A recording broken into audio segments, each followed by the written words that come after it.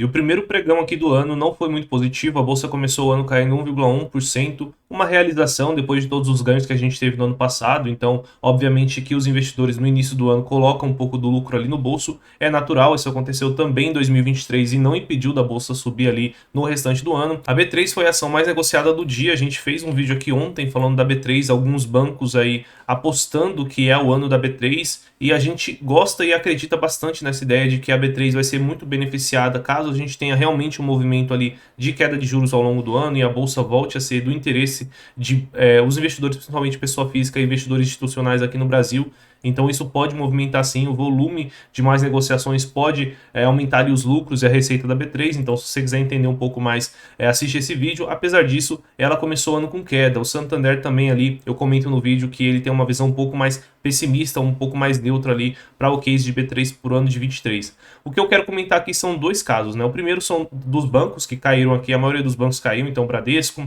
o Itaú, o Banco do Brasil, todos aqui tiveram um recuo próximo a 2%, aqui 1,28%, 2%. Isso por conta de provavelmente a notícia ontem de que os juros rotativos passam a ser limitados a 100% da dívida a partir de hoje, dia 3 de janeiro. Então quem não pagar, por exemplo, uma fatura de R$ 100, agora teria um juros limitado a no máximo mais R$ 100, ou seja, o máximo que você vai ter de juros ali no seu rotativo é o dobro do quanto que você estava inicialmente devendo, bem diferente do que a gente tinha antes no Brasil, onde a gente chegava a ter juros ali de 500, 400%. E algumas pessoas, né, os investidores ou até mesmo os clientes aqui dos bancos podem gostar dessa medida, achando que é uma medida positiva para o Brasil, mas a verdade é que isso tende a limitar a oferta de crédito aqui no Brasil. Então, qualquer controle de preços em qualquer setor que seja gera alguma distorção e não é diferente no setor financeiro. Então, o próprio CEO do Itaú, para quem não conhece, esse é o CEO do Itaú, tá? O Milton, ele avisou aqui para o mercado que um limite de juros no rotativo cancelaria cerca de 60 milhões do cartão. Obviamente que esse número pode ser um pouco exagerado, ele pode ter falado isso daqui no pior dos casos, até porque no Brasil a gente tem aqui cerca de 200, 190 milhões de cartões e um cancelamento de 60 milhões seria um cancelamento de cerca de 30%, ou seja, 30% das pessoas que têm cartão parariam de ter oferta de crédito simplesmente pela limitação de juros no rotativo do cartão. Eu acho que isso não vai acontecer, mas com certeza a gente deve ver daí para frente uma limitação da oferta de crédito dos bancos, principalmente de cartões de crédito, devem ser ali limitados ou reduzidos. Então, as pessoas ali, principalmente aqueles que têm mais dificuldade de pagar, eles devem começar a receber mensagens aí avisando que o cartão vai ser cancelado ou que o limite vai cair, ou então que o limite não vai subir mais tanto daqui para frente.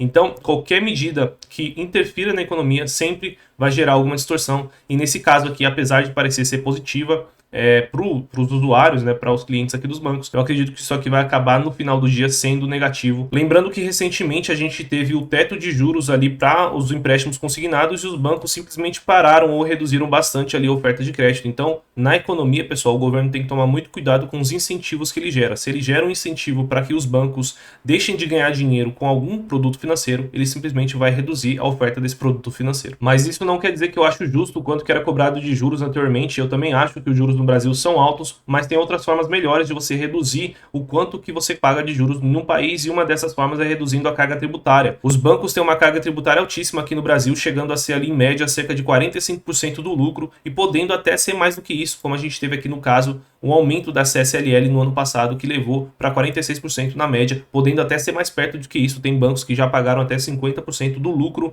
em forma ali de impostos. Então metade do custo, metade dos impostos, metade do lucro que é gerado, metade do valor que é gerado por uma empresa bancária no Brasil vai para o governo. E obviamente que eles não fazem isso do puro coração deles, da pura boa vontade, eles cobram isso dos clientes, e uma forma de cobrar isso é ter os juros mais altos para poder custear justamente o maior sócio que eles têm, que é o governo. E as medidas que estão sendo tomadas no Brasil caminham para piorar ainda mais a situação. Então os próprios bancos dizem que a reforma tributária aumenta o custo de crédito. Então se os bancos já estão enxergando que eles vão pagar mais impostos, obviamente que eles vão repassar para o consumidor, e principalmente para aquele consumidor ali que é de uma classe mais baixa, de uma classe mais pobre, até porque ele não tem acesso ali aos melhores cartões do banco, não tem acesso aos melhores juros, e eles vão acabar diluindo esse custo e todo mundo vai pagar mais caro pelos juros ou até mesmo deixar de ter acesso a crédito, que talvez seja até pior no momento que a gente está aqui na economia, onde a gente precisa que as pessoas consumam mais para a gente forçar aqui um crescimento maior do PIB e você reduzir a oferta de crédito, que é um grande estimulador aí da economia, é realmente um tiro no pé do governo, na minha visão. E uma outra notícia que movimentou o mercado ontem foi uma alta de mais de 100% nas ações da Sequoia, depois que ela anunciou que quer se fundir aqui com a Move3, que é uma outra empresa do setor de logística, e se tornar a FedEx brasileira. Essa nova companhia que vai surgir da fusão dessas duas, lógico, depois da aprovação do CAD, mas eu não enxergo problemas nisso, afinal de contas o setor logístico é muito pulverizado, então não deve gerar nenhuma concentração, então pelo CAD eu imagino que vai passar tranquilamente. A receita anualizada dessa nova companhia seria de 2,4 bilhões de reais, isso considerando os números de 2022. Ela atenderia cerca de 5 mil municípios e faria 200 milhões de entregas por mês, o que é cerca de um quarto aqui do que os Correios conseguem fazer hoje, e é por isso que vem essa comparação de ser a nova FedEx, ou a FedEx aqui do Brasil. O próprio CEO aqui da Move3 define o negócio como casamento perfeito, e a nova empresa teria aqui os dois CEOs como comandando ali essa nova empresa, tá? O que eu acho disso, né? Primeiro, dessa questão de casamento perfeito. A gente já teve várias fusões aqui no mercado nacional e até no mercado internacional que todo mundo julgava como muito interessante, muito sinérgica e que faria muito sentido, como a gente teve, por exemplo, recentemente da Avon e da Natura, e a gente viu ali que na prática a teoria é outra. Então vamos com calma, vamos esperar essa empresa nova surgir, os resultados começarem a aparecer pra gente realmente se animar ali e achar do que houve sim esse casamento perfeito. Principalmente é uma empresa que vai ter dois CEOs, então geralmente são mentalidades diferentes, são culturas diferentes, é muito complicado você guiar uma empresa numa só direção, numa direção positiva, você tendo ali dois CEOs muito diferentes. A única empresa que conseguiu fazer isso no Brasil foi justamente o Itaú ali, com as duas famílias comandando Itaú, colocando Itaú numa direção melhor do que antes das duas empresas, das duas famílias se encontrarem, né? Diferente do que a gente vê aí na maioria dos casos. Então, por exemplo, a gente teve aqui a Hapvida e a Notre Dame ali trabalhando com os dois CEOs ao mesmo tempo, e teve ali um probleminha ali no começo, uma comida de bola, então a empresa não ficou tão rentável no início da operação. Então tem que tomar cuidado na hora que esse tipo de coisa que acontece. Fusão é complicada, só quem já trabalhou em empresa com fusão sabe aqui do que eu tô falando. Tem muito problema de culturas diferentes, isso acaba caindo ali a qualidade de atendimento, a qualidade de serviço, a prestação de serviço, e a Sequoia já estava piorando, né, nos últimos trimestres, diferente aqui inclusive da Move3, elas estão em momentos completamente diferentes. Então a Move3 está num momento de crescimento, né, crescimento aqui de anual de cerca de 40% no faturamento, enquanto a Sequoia teve uma queda de 56% aqui nos 9 primeiros meses de 2023. Então são empresas em momentos diferentes, com culturas diferentes. Vamos com calma, vamos sempre aqui com muita parcimônia, porque a gente não pode aqui tratar os nossos investimentos sem seriedade. Então esse é a primeira coisa que eu queria falar aqui a respeito dessa fusão. Obviamente que as ações da Sequoia sobem muito porque ela era praticamente uma penny stock ali, então qualquer movimento, fluxo de dinheiro positivo entrando ali nas ações da empresa faria ela subir demais. Então ela saiu ali de 30 centavos para 79 centavos, mas ainda quem investiu perdeu dinheiro, mesmo quem está com as ações ali cerca de um ano perdeu dinheiro, 6 meses também perdeu dinheiro. Somente se você comprou ela no mês passado é que você estaria ganhando dinheiro. Então,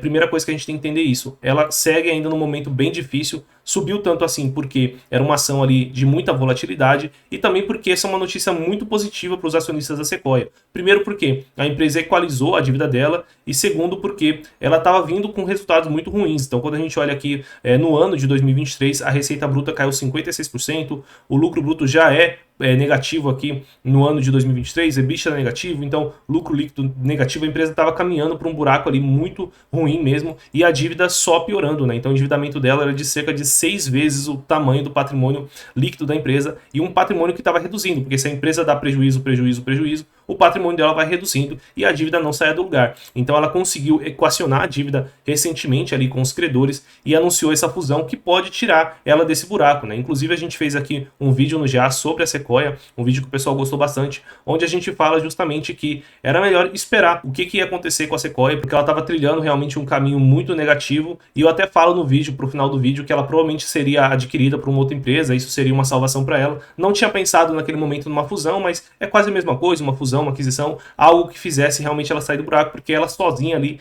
teria muita dificuldade, né? Então naquela época eu achava que fazia sentido esperar, e eu continuo achando que faz sentido esperar, tá? Não entre nesse FOMO, nesse medo de ficar de fora só porque as ações subiram 100%. Inclusive ontem no final do pregão a gente já viu que deu uma quedinha ali, já realizou um pouco, então toma esse cuidado, né? E se ela realmente for a FedEx brasileira, como falam, você não perde nada perdendo uma alta de 100%. A ação subiu 100%, a gente teve aqui um momento no passado que as ações da FedEx também subiram 100% ali nos anos 90, no final dos anos 90, início dos anos 2000, e se realmente você está investindo na FedEx brasileira, mesmo que você perca essa alta aqui de 100%, mesmo assim você vai ter um retorno de 500%, de 600%, né? Chegou aqui a ser até 700% se você tiver na empresa certa. Então não saia comprando a empresa só porque ela subiu 100% ou achando que você ficou para trás ou que você deixou o dinheiro na mesa, principalmente nessas empresas que são penny stocks, ela tem muita volatilidade. Então basta algum investidor que investiu bastante nos últimos meses ou até mesmo ontem, ele comece o dia de amanhã ou ao longo dessa semana vendendo,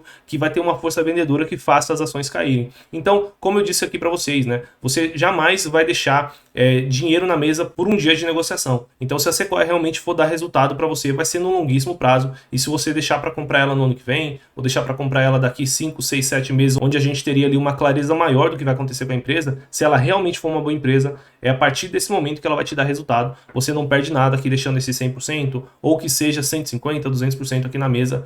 As empresas dão muito mais retorno do que isso no longo prazo. A gente pode pegar, por exemplo, aqui um case que eu gosto muito aqui, que é a própria VEG, né? Se você perdeu aquele primeiro momento de 100% de alta na VEG, mesmo assim você teria um retorno de 10.000%. Ah, eu perdi os primeiros 200%, perdi os primeiros 300% aqui na VEG, mesmo assim, a partir dali você tem um retorno de 5.400%. Então, não entre nesse medo realmente de ficar de fora. Se você já não tinha Sequoia, a gente ainda acredita que é muito cedo ainda para tomar qualquer decisão. Vamos esperar sair realmente os dados dessa fusão, e quando essas empresas estiverem juntas, a gente toma a decisão. Eu vou ficando por aqui. Se vocês gostaram do vídeo, não esqueçam de deixar o like, que ajuda bastante a gente aqui a chegar a novos investidores, e também se inscreve no canal para você não perder os nossos próximos vídeos.